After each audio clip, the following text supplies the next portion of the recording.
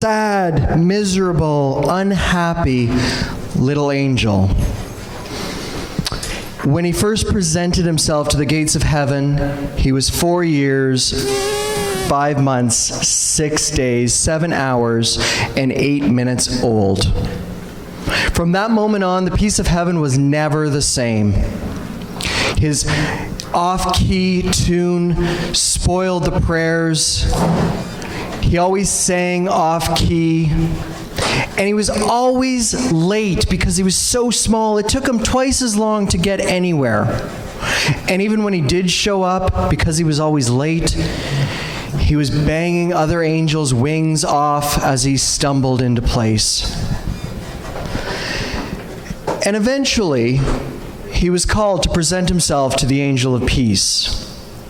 Although very nervous, he combed his hair, dusted off his wings, and got himself into an almost clean robe. Before he knew it, he was sitting on the lap of the understanding angel and was telling the understanding angel of how difficult it was for a young boy that found himself turned into an angel. Not that paradise wasn't beautiful, but the earth was beautiful too. There was the sun, the moon, night, dawn, trees to climb, brooks to fish in, swimming pools, and that warm, soft dust beneath his feet as he ran and jumped and played. The understanding angel said, "What would make you happy?" The littlest angel thought for a moment and whispered in the understanding angel's ear and said, "There's a box. I left it under my bed." The understanding angel said, "You will have it," and instantly sent the fastest angel possible to go to earth, get that box, and bring it back to paradise.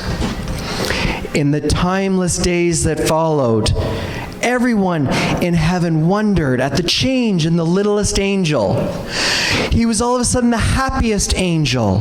He was always on time. He was never dirty. And when he flew, it could be said and truly said that he flew like an angel. That time came when Jesus was to be born.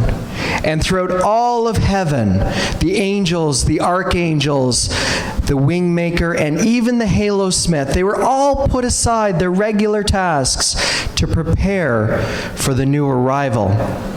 The littlest angel wondered, what could he give that would be a gift fit for the Son of God? And the idea came to him. He went behind a cloud and he pulled out this rough, unsightly box, and he decided to place it in front of the throne of God. And as soon as he did, he saw that all the other glorious gifts were colorful and bright and brilliant and fancy. And he thought to himself, my gift isn't good enough. How could I think that what I have to offer is good enough for the Son of God? And he became nervous and he wanted to take it away. He wanted to steal the box back from in front of God, but it was too late.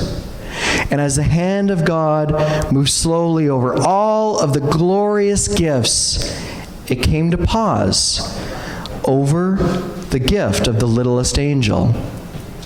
The littlest angel was terrified.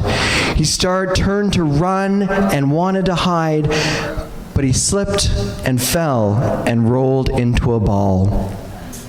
He trembled as that box was opened. And what was in it? Well, there was a butterfly with golden wings captured one bright summer day. 2 pebbles from the mud of the river that he and his friends used to play in. And a tooth-marked leather strap that once belonged to his dog. There was a collar that his dog died as he lived in absolute love and devotion. the littlest angel, the fear built up. He could not believe that in his dreams he thought that this gift would have been acceptable. And then all of a sudden, the voice of God spoke. And he said, of all the gifts presented by all the angels, I find that this gift pleases me most. Its contents are of earth and are human.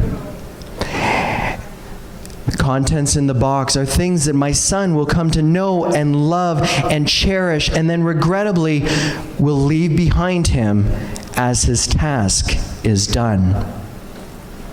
There was a dreadful silence, and then all of a sudden, that box began to glow an unearthly light, and it began to rise from its place. It arced over the sky to stand in heavenly brilliance over a stable room where a boy was to be born.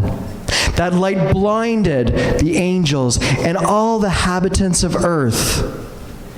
And the message of that light would be passed down through generations in the hearts of mankind, as that light would become known to all as the little star of Bethlehem. As we leave here tonight, as we head towards 2017, I ask you all, what light are you hiding in a box behind a cloud? What is in your shoebox that could stand as brilliance for someone else? I was looking for this. The world lost an incredible light yesterday. And as George Michael once said, you will never find peace of mind until you listen to your heart. Hope makes all things work. Love makes all things beautiful, but faith makes all things possible. Speakers, MoMondays tonight, come on up stage. Thank you, everyone.